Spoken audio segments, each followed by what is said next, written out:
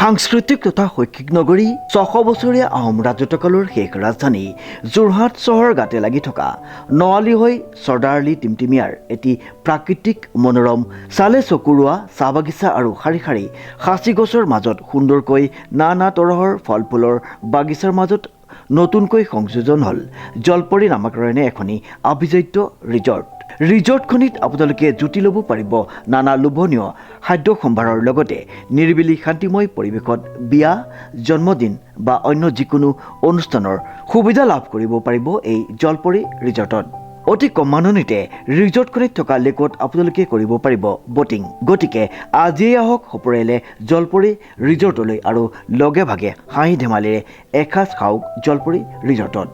ৰাইজক উৎকৃষ্ট মানৰ সেৱা আগবঢ়াই হৈছে আমাৰ একমাত্ৰ লক্ষ্য আমাৰ ঠিকনাটো হৈছে নৱালী টিমটিমিয়া যোৰহাট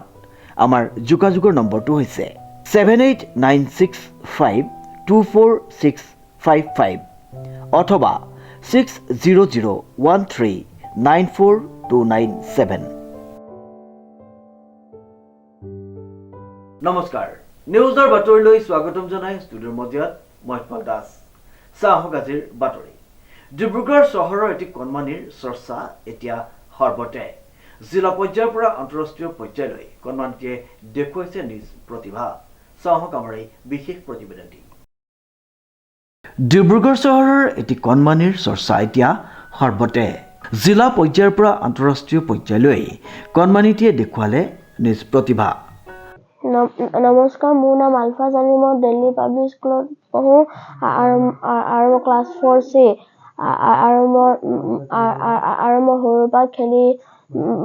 ভাল পাওঁ আৰু মই মাৰ্চাল আৰ্ট খেলি ভাল পাওঁ আৰু মই নেশ্যনেল খেলি আহিছোঁ আৰু মই দিল্লীত গৈছোঁ কিকলাইট আৰু পইণ্ট ফাইটত খেলিছোঁ আৰু থাৰ্ড দুটা পালোঁ আৰু মোৰ আশা আছে মোৰ আশা আছে ভাৰত দেশত যাবলৈ আৰু খেলি মেলি গ'ল্ড মেডেল আনিম আৰু আপোনালোকে মোক আশীৰ্বাদ কৰিব ধন্যবাদ উল্লেখযোগ্য যে আজমল আলী ডিব্ৰুগড়ৰ fearless sports martial arts self defence একাডেমীত প্ৰায় 2 বছৰ ধৰি প্ৰশিক্ষণ লৈ জিলা পৰ্যায়ৰ পৰা আন্তঃৰাষ্ট্ৰীয় পৰ্যায়লৈ কিক বক্সিঙত নাম উজলালে চাউলখোৱা গ্ৰাণ্ট গাঁৱৰ হজৰত আলীৰ পুত্ৰ আলফাজ আলীয়ে আলফাজৰ কৃতিত্বত গৌৰৱান্বিত হৈ পৰিছে অঞ্চলবাসী ৰাইজ উদীয়মান খেলুৱৈগৰাকীক বিভিন্নজনে এতিয়া জনাইছে সম্বৰ্ধনা পঢ়া শুনাৰ লগতে ক্ৰীড়া ক্ষেত্ৰতো আগ্ৰহী আলফাজক কেনেদৰে সহায় কৰে তেওঁৰ পিতৃয়ে এনেদৰে সাংবাদিকৰ আগত জানিবলৈ দিয়ে মই ক'ব বিচাৰোঁ যে প্ৰায় 2 বছৰ হৈছে আলফাজৰ প্ৰেক্টিছত দিয়া তেওঁ দেউতাই আৰু 7 কিলোমিটাৰ দূৰৰ পৰা লৈ আহে প্ৰেক্টিচলৈ বৰ কষ্ট কৰি লৈ আহে আমাৰ হজৰকা তো প্ৰেক্টিচত অলপতে প্ৰথমতে ইমান ভাল নাছিলে 2-3বাৰ প্ৰেক্টিচ কৰাওঁতে ইমান ভাল দেখা নাছিলোঁ ৱেইটটো অলপ বেছি আছিলে আৰু প্ৰেক্টিচতো ইমান ভাল নহয় তাতে ফাৰ্ষ্ট টাইম তেওঁ 7 মাহমান পাৰ হৈ যোৱাৰ পাছত ডিষ্ট্ৰিক্ট গেম এখন খেলিলে তাত খেলিয়ে 3rd পজিশ্যন পালে ব্ৰঞ্জ মেডেল পোৱাৰ পাছত দেখি খেলটো অলপ ভালে খেলিব পৰা হয় ল'ৰা এবছৰত আমি খেলিব দিলোঁ কিন্তু এবছৰ আগতে খেলি পালে তাৰপাছত আকৌ চিলেকশ্যন হ'ল অল আছামত গৈ গ'ল্ড মেডেল মাৰিলে গ'ল্ড মেডেল মৰাৰ কাৰণে আমি ছাৰপ্ৰাইজ হ'লোঁ যে নতুন ষ্টুডেণ্ট এজন 8 বছৰৰ ল'ৰা এজন আমাৰ একাডেমি হৈ কিনে আপোনাৰ গ'ল্ড মেডেল মাৰিছে ষ্টেট লেভেল পোৱাৰ পাছত আমি ভাল পালোঁ আৰু আমি আৰু মনোযোগ দিলোঁ আৰু লগতে তেওঁ দেউতাও বহুত ছাপৰ্ট কৰিলে প্ৰেক্টিচটো অলপ বঢ়াই দিলোঁ প্ৰেক্টিচটো অলপ বেছিকৈ কৰাৰ পাছত ৱেইটটো মেইনটেইন হৈ আপোনাৰ ফাৰ্ষ্ট আমি অল ইণ্ডিয়া এখন তাৰপিছত অল ইণ্ডিয়া গ'লে আপোনাৰ অল ইণ্ডিয়া যাওঁতে আমি ভবা নাছিলোঁ যে ফলাফল কিবা হ'ব পাৰ্টিচিপেট কৰিব দিছিলোঁ যে অল ইণ্ডিয়া টাফ গেম হ'ব ক'ত মেডেল পাব 1 বছৰ 1.5 বছৰৰ ল'ৰা এজন গৈ আকৌ আমি তাত দেখিছোঁ ইমান ভাল গেম কৰিলে 4খন গেম খেলি ফাইনেল কোৱালিফাই কৰি ফাইনেলত গ'ল্ড মেডেল মাৰিলে তো অল ইণ্ডিয়া ৰেংকত গ'ল্ড মেডেল মাৰিলে বহুত ডাঙৰ কথা তাৰপাছত আমি আলফাজৰ প্ৰতি মোৰ অলপ চকুটো বেছিকৈ গ'ল আৰু আলফাজক চিনিয়ৰৰ লগত আমি প্ৰেক্টিচ দিলোঁ চিনিয়ৰৰ লগত প্ৰেক্টিচ কৰোঁতে এতিয়া তাৰ প্ৰেক্টিচটো ভাল হৈ গ'ল তাৰপিছত তেনেকৈ মাজে মাজে যিমান গেম হয় আমাৰ অল আছাম ডিষ্ট্ৰিক্টতে গ'ল্ড মাৰে ভাল ফলাফল দিয়ে আমাৰ গৌৰৱৰ কথা আমাৰ ফিয়াৰলেছ স্পৰ্টছৰ কাৰণে বহুত ডাঙৰ কথা আমাৰ ফালৰ পৰা চিনিয়ৰ ষ্টুডেণ্টো আছে, আমাৰ নেশ্যনেল লেভেলৰ ষ্টুডেণ্ট আছে, সেইখিনিও কৈছে যে ভাল খেলিছে ল'ৰাটো। এইটো কথা আপুনি কৈছে, ঠিক কথা কৈছে যে ইমান সোনকালে আপুনি ইমান এচিভমেণ্ট কৰাৰ বহুত ডাঙৰ কথা। বয়সৰ হিচাপে ই বহুত বেছি ওপৰলৈ গৈছে। আৰু তাতে আপোনাৰ অল ইণ্ডিয়া চিলেকশ্যনৰ পাছত আমি ভাবিলো যে ইণ্টাৰনেশ্যনেল গেম এখন যদি খেলিব পায়, তেতিয়া আমাৰ ষ্টেটৰ প্ৰেচিডেণ্ট যি হিৰণ্যকুমাৰ বৰুৱা, যি ৱাকৰ প্ৰেচিডেণ্ট হয় এতিয়া হিৰণ্যকুমাৰ বৰুৱা ছাৰে ক'লে যে তোমালোকৰ ডিব্ৰুগড় ডিষ্ট্ৰিক্টৰ ইণ্টাৰনেশ্যনেল খেলিবৰ কাৰণে আলফাজ আলী বুলি ল'ৰা এজন চিলেক্ট হৈছে, তুমি খেলিবলৈ দিবা। তাৰপাছত তেওঁ দেৱালয়ৰ পৰা কণ্টেক্ট কৰিলোঁ, তাত দিলে আজিকালি গভৰ্ণমেণ্ট ছাপৰ্ট নাই, তো এইটো খৰচা গোটেই নিজৰ হ'ব। এতিয়া বাপেকৰ লগত কণ্টেক্ট কৰা হৈছে, বাপেকে ক'লে যে খেলাম, যদি আপুনি ভাল দেখিছে খেলক।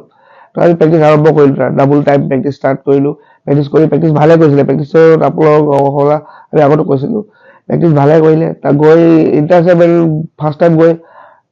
ফাৰ্ষ্ট টাইম লৈ গৈছোঁ ইণ্টাৰনেশ্যনেল গৈছোঁ ভূটান, কিন্তু এনেকে আপোনাৰ ৱাকত নাই লৈ যোৱা, কিক বক্সিং WKF-ৰ ৱাকৰ আণ্ডাৰত নাই লৈ যোৱা, এইটো ফাৰ্ষ্ট টাইম গ'লোঁ। ফাৰ্ষ্ট টাইম গৈ মোৰো এক্সপিৰিয়েঞ্চ ভালেমান হ'ল। ময়ো নিজে এজন নেশ্যনেল ৰেফাৰী হয় ফুল কণ্টেক্টৰ,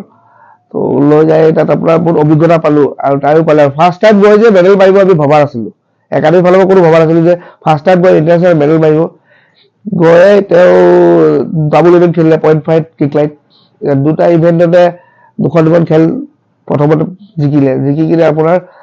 ছেমি ফাইনেল কোৱালিফাই কৰিলে। ছেমি ফাইনেল গৈ কিনে অকণমান হাৰি গ'ল, কিন্তু গৈ আমি ইমানখিনি গম পালোঁ যে আমাক আৰু কৰিব আছে প্ৰেক্টিচ, আৰু আগবাঢ়িব লাগিব।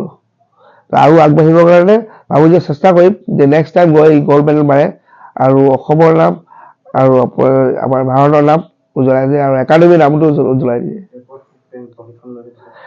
আমাৰ একাডেমি প্ৰেক্টিচ কৰে fearless sports martial art celebrate academy, যি পল্টনবজাৰত আছে। আৰু মই তাৰ chief technical director Raju Rajak. আমাৰ প্ৰেচিডেণ্ট আছে Shiva Das, ward commissioner 22 number ৱাৰ্ডৰ। উল্লেখযোগ্য যে ডাবল ইভেণ্টৰ কিক লাইট আৰু .5ত ব্ৰঞ্জৰ পদক অৰ্জন কৰিবলৈ সক্ষম হয় কণমানিটিয়ে। ভৱিষ্যতে এজন ভাল বক্সাৰ আৰু ভাৰতৰ স্বৰ্ণ পদক অৰ্জন কৰাৰ লক্ষ্য আলফাজৰ। আমি নিউজৰ পৰিলতৰ পৰা উদীয়মান খেলুৱৈগৰাকীক আন্তৰিক শুভেচ্ছা জ্ঞাপন কৰি তেওঁৰ উজ্জ্বল ভৱিষ্যত আৰু সুস্বাস্থ্য কামনা কৰিছোঁ। মই দিছোঁ, বহুত সুখী হৈছোঁ যে মোৰ ল'ৰাটো ইমান আগবাঢ়িছে, আৰু আশা কৰিছোঁ যে মোৰ ল'ৰাটো আৰু আগলৈ আগবাঢ়ি যায়। আৰু মোৰ ল'ৰাটো মই গোটেই পৃথিৱীলৈ চপাই দিছোঁ যে মোৰ ল'ৰাটো চবে আগুৰি লয় আৰু সকলো মানুহে তেনেকৈ চায়, তাৰ আশীৰ্বাদ দিয়ক, সেইটোৱে মই কামনা কৰিছোঁ। পঢ়ে, কিন্তু ইমান মন নিদিয়ে। ভৱিষ্যত খেলত ভালে আছে, কিন্তু আশা কৰিম যে পঢ়াটো আগবাঢ়ক। মইতো আশা কৰোঁ ঠিকে আছে, মই পুৰা জোৰ দিওঁ। ডিব্ৰুগড়ৰ পৰা আইনুল আহমেদৰ ৰিপৰ্ট, নিউজ নাও।